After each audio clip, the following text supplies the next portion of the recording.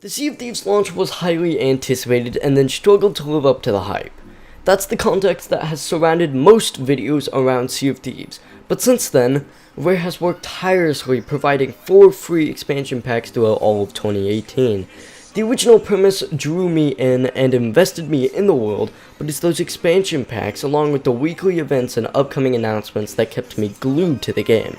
Sea of Thieves was my game of the year for 2018.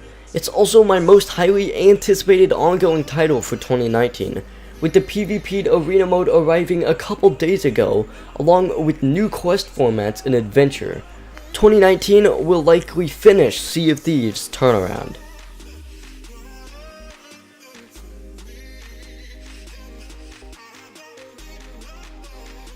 In 2019, Sea of Thieves will support 2 different game modes. The first will be Adventure, which is the Sea of Thieves experience that has been in the game that we've grown to love, where players sail about, collect loot at their leisure, and explore the map to complete voyages.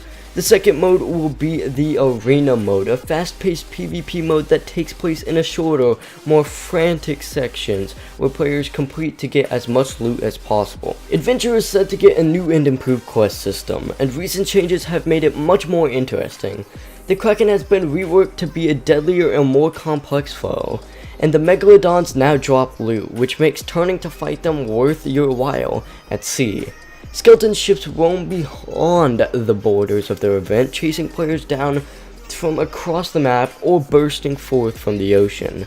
The global events are off the 3-hour timer and can now spawn back to back to back to back.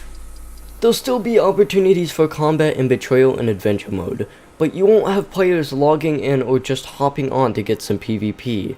They'll have the Arena mode to fulfill that need. Instead, Betrayals and attacks in Adventure mode will likely happen around stories, a showdown at a fort, or an opportunity to rob a ship loaded with loot. I'm excited to see the quest system create those opportunities and flesh out the already charming world that exists in the game.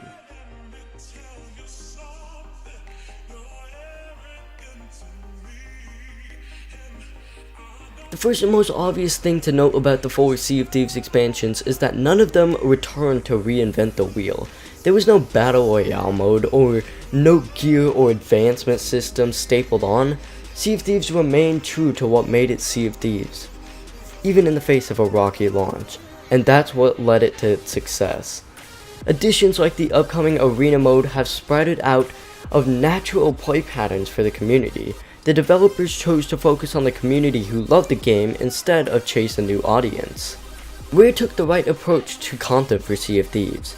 The first 3 expansion packs added new and exciting things, and then Shrouded Spoils went back and cleaned up the core elements of the game and polished the base experience.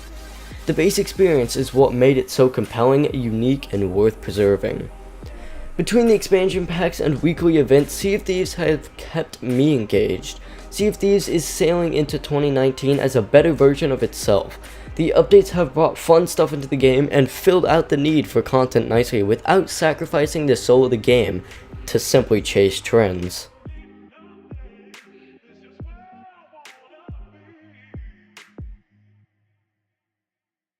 Content is often ill-defined. Even in a game that offers a lot to do in terms of hours can fail if that gameplay isn't compelling or interesting enough. There's also the fact that every online game is competing with previous titles. A title like World of Warcraft with more than a decade of development behind it is always going to dwarf the content available in a brand new game. Sea of Thieves has been adding more and more to do in the pirate sandbox, but not adding new systems or progressions or elements to the title. The core concept remains the same. There's just more elements to play with. Many titles offer progression systems, stats, and numbers, a nice pair of epic boots, or a new gun attachment that gives you a strong statistical upgrade. Sea of Thieves is a breath of fresh air. If you started tomorrow, you would have the exact same advantage as I do, with hundreds of hours poured into the game. With everyone on equal footing and only unlocks being cosmetics, every session has an equal amount of opportunity and risk. Every ship on the horizon could be a viable threat or a tempting target. On the flip side, I've had a blast bringing new friends into the game, knowing that they don't have to hit the grind to catch up. With no carrot to chase, we play for the joy of the experience, and we take time off. That's okay. In an age where so many ongoing online games feel like part of a job, Sea of Thieves is far more forgiving. That's ultimately what has driven my excitement and interest in Sea of Thieves since its launch. The fact that the game is, and its heart, is so pure and simple. Playing pretend pirates at sea is fun, especially when with a community who buys into the concept. The game does plenty to test my skill and reward my daring, but more importantly, it gives me an arena for adventure. At times when I'm on a full galleon and laughing with my friends in Discord or on Xbox chat, on our way to the next voyage, the next game takes on a feeling of really good road trip.